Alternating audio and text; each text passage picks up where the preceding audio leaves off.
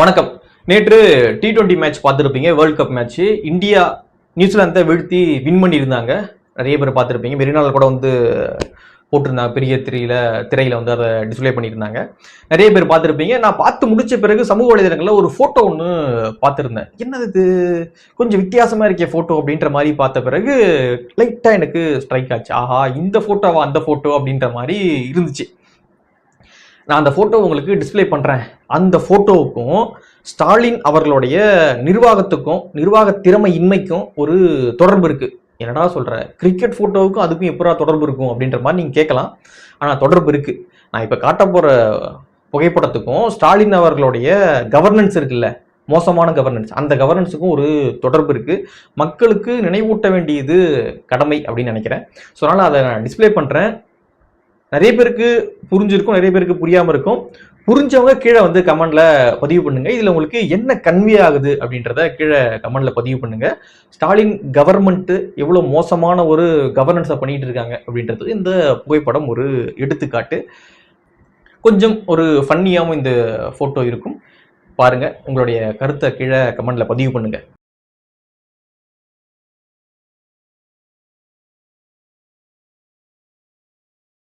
நான் முன்னாடியே சொன்ன மாதிரி ஸ்டாலின் அவர்களுடைய நிர்வாக திறமை இன்மை ரொம்ப மோசமாக இருக்கு. இந்த கவர்மெண்ட் இவங்க திராவிட மாடல், அந்த மாடல், இந்த மாடல்னு கதையை அளக்குறாங்களே தவிர்த்து இந்த கவர்மெண்ட் வந்து எவ்வளவு மிக மோசமான ஒரு கவர்னன்ஸை கொடுத்துக்கிட்டு இருக்காங்க அப்படின்றதுக்கு பெரிய நீங்க டேட்டாவெல்லாம் தேட வேணாம். ஒரு 3 வருஷம் டேட்டா எடு, 4 வருஷம் டேட்டா எடு, 2021 பிப்ரவரி அந்த மாதிரிலாம் நீங்க போய் தேட வேண்டாம். கடைசி ஒரு 3-4 நாள் அல்லது ஒரு வாரம் டேட்டாவை நீங்க எடுத்து பார்த்தாலே மிக மோசமான ஒரு கவர்னன்ஸ் இங்க நடக்குது அப்படின்றத உங்களால புரிஞ்சுக்க முடியும். அதுவும் எலெக்ஷன் நெருங்கிட்டு இருக்கு. சரி, எலெக்ஷன் இருக்க இன்னும் ஒரு 3 வருஷம் 2 வருஷம் இருக்கு அப்படின்னாலும் பரவாயில்ல. எலெக்ஷன் நெருங்கிட்டு இருக்கு. எப்போ எலெக்ஷன் தேதி அறிவிப்பாங்கன்னு தெரியல. ஸோ அந்த அளவுக்கு நெருங்கிட்டு இருக்கு. இந்த சூழல்ல கவர்மெண்ட்டை எப்படி நடத்திக்கிட்டு இருக்காங்க பாருங்க. மிக மோசமான நிலையில இன்னைக்கு கவர்னன்ஸ் இருக்கு. குறிப்பாக சட்ட ஒழுங்கு. தமிழ்நாட்டில் சட்ட ஒழுங்குன்னு ஒன்று இருக்கா இல்லையா அப்படின்ற கேள்வியை எழுப்பக்கூடிய அளவுக்கு தான் இன்னைக்கு கவர்னன்ஸ் ஆனது இன்னைக்கு நடந்துகிட்டு இருக்கு. சட்ட ஒழுங்கு மிக மிக மோசமாக இருக்கு. சட்ட ஒழுங்கு அப்படின்ற அந்த துறை இருக்குல்ல, காவல்துறை, அந்த துறையை வந்து தன்னுடைய கட்டுப்பாட்டில் வச்சிருக்கார். இரும்பு கரம் அப்படின்ற ஸ்டாலின், இரும்பு கரம் கொண்டு ஒடுக்குவோம். அந்த இரும்பு கரத்தில் தான் அந்த சட்ட ஒழுங்கானது இருக்கு. அந்த காவல்துறை வந்து அவங்க கட்டுப்பாட்டில் தான் இருக்கு. அப்படி அந்த இரும்பு கரத்தில் இருக்கும் பொழுதே காவல்துறை மிக மோசமாக இருக்கு. நாங்குநேரி சம்பவம் பார்த்துருப்போம். நாங்குநேரி சம்பவத்தில் நம்ம நோட் பண்ண வேண்டிய ஒரு விஷயம் இருக்கு. என்ன அப்படின்னு பார்த்தீங்கன்னா, ஒரு 10 பேர் வந்து போதையில், என்ன போதைன்னு தெரியல, போதையில் வந்து சாதி வெறியில் குடியிருப்பு பகுதிக்குள்ளே புகுந்து வெட்டுறானுங்க. வெட்டும்பொழுது 2 பேர் இறந்து போயிடுறாங்க. ஒருத்தவங்க வட இந்தியர், இன்னொருத்தவங்க வந்து ஹேண்டிகேப், 2 பேர் இறந்து போயிடுறாங்க. சிலர் வந்து படுகாயமடைந்து மருத்துவமனையில் அட்மிட் பண்ணப்படுறாங்க. அதில் ஒருத்தர் ரொம்ப சீரியஸாக இருக்காரு. அவங்களுடைய தாயார் நேற்று இறந்து போயிடுறாங்க. சில தினங்களுக்கு முன்பாக தான் வயது மூப்பு காரணமாக அவங்களுடைய தந்தையர் இறந்து போயிருந்தாரு. இப்பொழுது அவங்க தாயாரும் இறந்து போயிருக்காங்க. அவரு சீரியஸா இருக்காரு. ஒரு குடும்பமே காலி. நம்ம ஒரு செய்தியா பாக்குறோம், நம்ம கடந்து போயிடுறோம். ஏதோ வெட்டுப்பட்டான், ஏதோ போதையில வந்து சம்மந்தம் இல்லாம அவனை வெட்டிட்டாங்க அப்படின்னு சொல்லிட்டு ஒரு செய்தியா நம்ம கடந்து போயிடுறோம். ஆனா இங்க பாருங்க, ஒரு குடும்பமே காலி. வயது மூப்பு காரணமாக அவங்க அப்பா இறந்து போயிடுறாரு கொஞ்ச நாளைக்கு முன்னாடி. இப்போ சீரியஸா இருக்கான் பையன் அப்படின்ற அதிர்ச்சியில அந்த தாயார் இறந்து போயிடுறாங்க. இவரு ரொம்ப சீரியஸா இருக்காரு. இப்போ ஒரு குடும்பமே காலி. இப்படி மிக மிக மோசமான ஒரு நிலையில இன்னைக்கு சமூகமானது போயிட்டு இருக்கு. இதை பத்தி எந்த விதமான அக்கறையும் கிடையாது, எந்த விதமான புரிதலும் கிடையாது. சும்மா ஏதோ அன்னைக்கு ஒரு 10 பேரை கைது பண்றோமா, அதோட முடிஞ்சு போச்சு. அது சமூகத்துல என்ன மாதிரியான தாக்கத்தை ஏற்படுத்துது, ஒரு குடும்பத்துல என்ன மாதிரியான தாக்கத்தை ஏற்படுத்துது, ஒண்ணுமே கிடையாது. ஒரு குடும்பத்துல ஒருத்தரால தான் வருமானம் வருதுன்னு வச்சுங்களேன், அவரை இது போல போதை கும்பல் போட்டு வெட்டிடுறானுங்க. அந்த குடும்பம் எப்படி முன்னேறும்? அந்த குடும்பத்துக்கு ரெவென்யூ சோர்ஸ் என்ன? நம்ம சாதாரணமா நினைச்சிடறோம், வெட்டுப்பட்டாங்க, போதையில வந்து ஒருத்தன் வெட்டான் அப்படின்னு நினைக்கிறோம். ஆனா அதுக்கு பின்னாடி பயங்கரமான ஒரு பிரச்சனை ஒண்ணு இருக்கு. அந்த பிரச்சனையை புரிஞ்சிக்காம நம்ம ஒரு செய்தியாக கடந்து போறோம். அரசாங்கமே வந்து ஒரு செய்தி, அவ்வளவுதான், ஒரு 2 பேரை கைது பண்ணிருக்கல, அப்புறம் என்ன பண்ண உனக்கு, அவ்வளவுதான், உன்னை வெட்டினாலும் அவ்வளவுதான், 2 பேரை கைது பண்றான், அவ்வளவுதான், எவனை வெட்டினாலும் 2 பேரை கைது பண்ணுவோம். எப்படி தடுக்கிறதுன்றது அரசாங்கத்துக்கு முக்கியமே கிடையாது, காவல்துறைக்கு முக்கியமே கிடையாது. வெட்டின பேர் 2 பேரை கைது பண்றோமா இல்லையா, முடிஞ்சு போச்சு. அவ்வளவுதான் இவங்களுடைய சட்ட ஒழுங்கு. அதே போல சிவகங்கை மாவட்டத்துல இடைக்காட்டூர்ல பட்டியல் சமூக மக்கள் வாழக்கூடிய பகுதியில் பூந்து வெட்டுறான். காவல்துறை விளக்கம் கொடுக்குறாங்க. நண்பர்களிடையே ஏற்பட்ட மோதல் அப்படின்னு காவல்துறை விளக்கம் கொடுக்குறாங்க. காவல்துறை விளக்கத்துக்கு ரொம்ப ஒரு பஞ்சமும் இருக்காதுங்க. அவ்வளோ அழகா விளக்கம் கொடுப்பாங்க. எல்லாத்துக்குமே வந்து காவல்துறை கிட்ட அவ்வளோ சூப்பரான விளக்கங்கள்லாம் இருக்கும். இப்போ ஆகாஷ் அப்படின்ற ஒருத்தர் லாக்அப் டெத்தில் இறந்து போயிருக்கார் அப்படின்ற செய்தி நீங்க பார்த்துருப்பீங்க. அது காவல்துறை பாருங்க, அவர் வந்து பாலத்து மேல இருந்து விழுந்தாராம், அதனால கால் முறிவு ஏற்பட்டுச்சான். அதன் பிறகு திடீர்னு அதிகாலையில நெஞ்சு வலி, மூச்சு திணறல் ஏற்பட்டுச்சான், உடனே இறந்துட்டாராம். என்னங்க அது? அது எப்படிங்க திடீர்னு பாலத்துல இருந்து குதிக்கிறாரு, திடீர்னு அவருக்கு மூச்சு திணறல் ஏற்படுது? அதுவும் காவல்துறையினுடைய விளக்கங்கள்லாம் அவ்வளோ அருமையா இருக்கும். சாத்தான் கூட சம்பவம் நடந்துச்சு இல்லையா? அப்போ வந்து அந்த காவல்துறை அவ்வளோ விளக்கம், என்ன விளக்கம் கொடுத்தாங்கன்றீங்க? அவங்க வந்து இறந்துட்டாங்க, அவங்களுக்கே வந்து ரத்தப்போக்கு ஏற்பட்டுச்சு, அப்படி உடல்நல குறைவு ஏற்பட்டுச்சு, ஹார்ட் அட்டாக் ஏற்பட்டுச்சு. ஏற்படும் தான், எப்படி ஏற்பட்டுச்சு? அது திடீர்னு எல்லா இருந்த மனுஷனுக்கு எப்படி திடீர்னு ஹார்ட் அட்டாக் ஏற்படும்?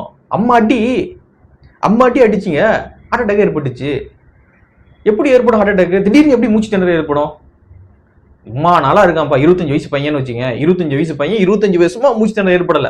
அது காவல் நிலையத்துக்குள்ள போகும்போது மூச்சு திணறல் ஏற்படுது. எப்படி அது? காவல் நிலையத்துல இருக்கும்பொழுது அவன் கால் வளம் உடையுது. கேட்டா பாலத்துல இருந்து குதிக்கிறான், அங்கிருந்து குதிச்சான், அங்க வழிக்கு விழுந்தான். திமுக என்ன பொங்கு பொங்குனாங்கன்றீங்க? சாத்தான்குளம் இஷ்யூல என்ன பொங்கு பொங்குனாங்க? அதே மாவட்டத்துல ரீசெண்டாக தான் அஜித்குமார் அப்படின்ற காவலாளியை காவலர்கள் அடிச்சு படுகொலை பண்ணியிருந்தான். அந்த வீடியோட ரிலீஸ் ஆகி பரபரப்பை ஏற்படுத்தினது. இப்போ விசாரணையானது போயிட்டு இருக்கு, வழக்கு போயிட்டு இருக்கு.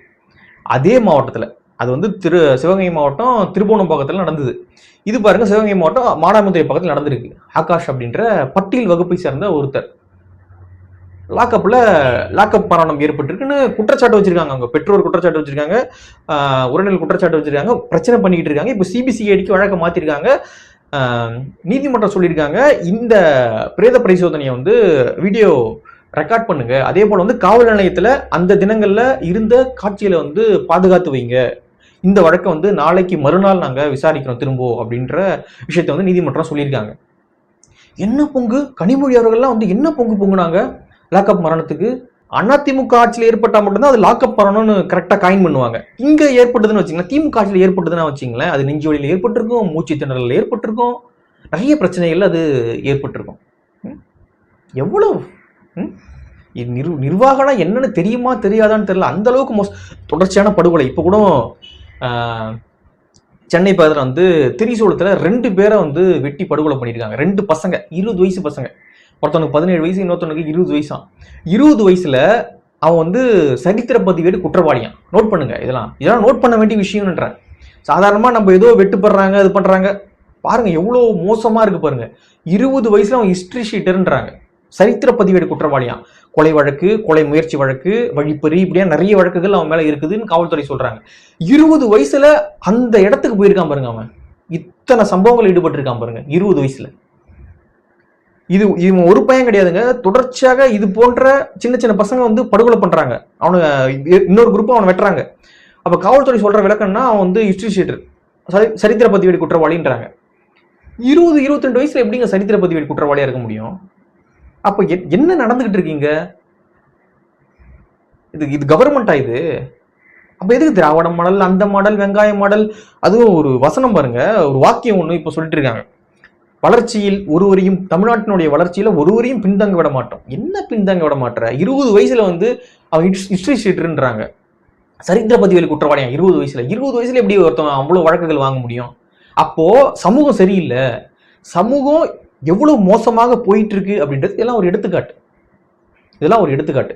சாதி ரீதியான மோதல்கள், போதையால ஏற்படக்கூடிய மோதல்கள், படுகொலைகள், கொலைகள் சம்மந்தம் இல்லாம இப்போ இந்த ரவுடிங்க அடிச்சு வெட்டி சாவுறது, லாக்அப் டெத்து, இதெல்லாம் ஒரு பக்கம் இருக்கும்பொழுது, இன்னொரு பக்கம் பார்த்தீங்கன்னா பெண்களுக்கான பாதுகாப்பு. 7 வயசு சிறுமிக்கு பாதுகாப்பு இல்லை, 60 வயசு மூதாட்டியும் பாதுகாப்பு இல்லை.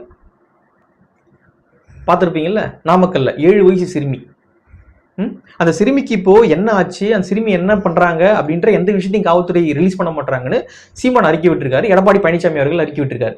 அந்த சிறுமிக்கு என்ன ஆச்சு, இப்போ எப்படி இருக்காங்க, எந்த விஷயத்தையும் காவல்துறை சொல்ல மாட்டாங்களாம்.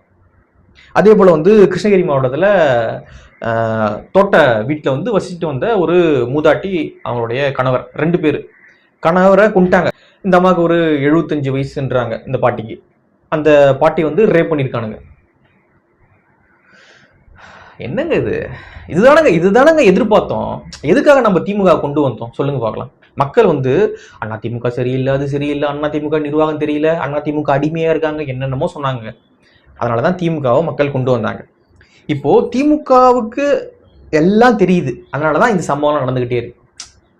எடப்பாடிக்கு ஒன்றும் தெரியல, அதனால அவருடைய ஆட்சியில் நடந்தது. இப்போ ஸ்டாலின் எல்லாம் தெரிஞ்சிட்டு இருக்கு, அதனால எல்லா சம்பவமும் இந்த ஆட்சியிலும் கண்டினியூ ஆகுது. என்ன மாதிரியான ஒரு கவர்மெண்ட் பாருங்க. ஸ்டாலின் அவர்கள் போயிட்டு ஒரு பாலத்தை திறந்து வைக்கிறார். எங்க?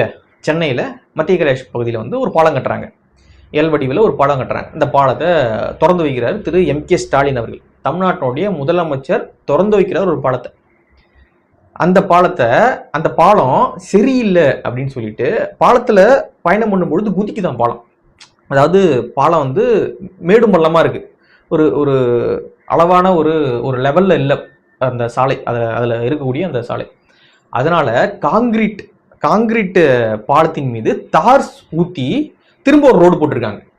ரீசெண்டாக ஒரு 3 நாளைக்கு முன்னாடி திரும்ப காங்கிரீட் பாலத்தில் தாரை ஊற்றி ரோடு போட்டிருக்காங்க. முதலமைச்சர் அவர்கள் திறந்து வைக்கிறாரு, அதையாச்சும் கொஞ்சம் தரமா பண்ணுவோம் அப்படின்ற எந்த பயமும் அதிகாரிகளுக்கு கிடையாது, அமைச்சர்கள் கிடையாது. முதலமைச்சர் தானே, இப்ப என்ன யாரா இருந்தா என்ன கிடக்குது, இந்த தரத்துல தான் இருக்கும்.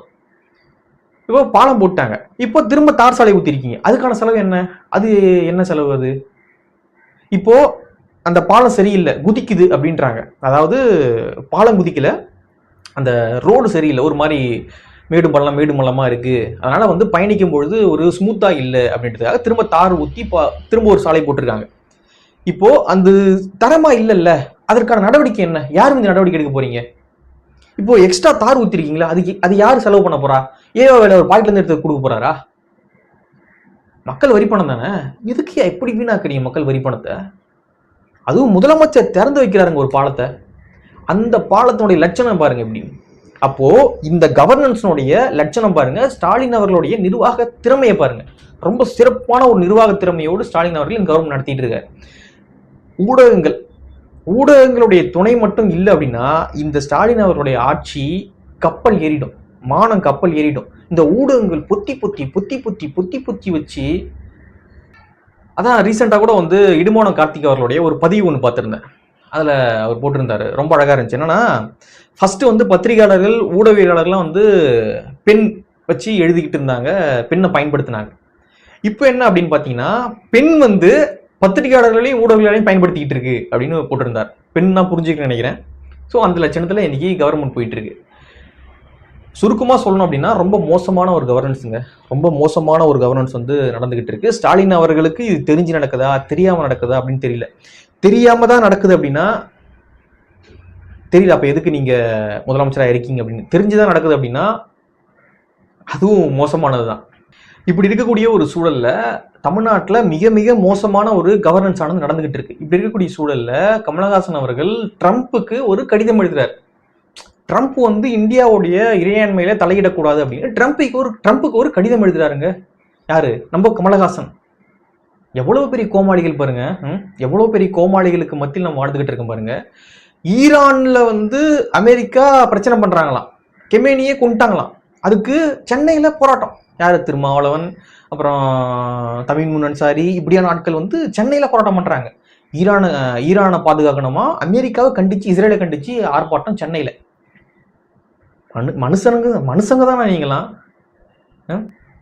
தமிழ்நாட்டில் எவ்வளவு பிரச்சனை நடந்துகிட்டு இருக்கு, என்னென்ன பிரச்சனைகள் நடந்துகிட்டு இருக்கு, ஒன்னுத்துக்கும் வாய் திறக்காம, வாய் திறந்தாலும் திமுகவுக்கும் வலிக்காது, யாருக்கும் வலிக்காது. திமுக தான் இவங்க சொல்றாங்களா அப்படின்னு அவங்களுக்கே டவுட் வந்துடும். ஸோ அந்த மாதிரி அப்படியே பட்டும் படாம பூசாம ஒரு அறிக்கை வந்து வெளியிட வேண்டியது. ஆனா கேட்டா ட்ரம்ப்புக்கு ஒரு அறிக்கை விட வேண்டியது, ஈரானுக்கு ஒரு அறிக்கை விட வேண்டியது, அமெரிக்காவுக்கு ஒரு அறிக்கை, இஸ்ரேலுக்கு ஒரு அறிக்கை, ஆர்ப்பாட்டம். இப்ப இருக்கக்கூடிய திமுக மற்றும் திமுகவுடைய கூட்டணி கட்சிகள் மக்களுக்கானதாக இல்லை, முற்றிலுமாக அவங்க வந்து அம்பலப்பட்டு நிற்கிறாங்க. வேற ஒன்றும் இதுல சொல்றதுக்கு இல்லை. மிக மிக மோசமான ஒரு கவர்னன்ஸை திமுக நடத்திக்கிட்டு இருக்கு. ஊடகங்களுடைய துணை மட்டும் இல்லை அப்படின்னா திமுகவுடைய மானம் கப்பலேறிடும். ஊடகங்கள் திமுக பாதுகாத்துக்கிட்டு இருக்காங்க. ஊடகங்கள் இவ்வளவு கேவலமாக செயல்படுறது உள்ளபடியே வருத்தம் அளிக்குது. ஆனா ரொம்ப நாளைக்கு இதை பண்ண முடியாது. ரொம்ப நாளைக்கு புகையை வந்து மூடி வச்சுக்கிட்டே இருக்க முடியாது. புகை வெளியே வந்துடும். ஸோ அப்படிதான் பார்ப்போம் என்ன நடக்குது அப்படின்றத. உங்களுடைய கருத்து என்ன அப்படின்றத கீழே கமெண்ட்ல பதிவு பண்ணுங்க. நன்றி.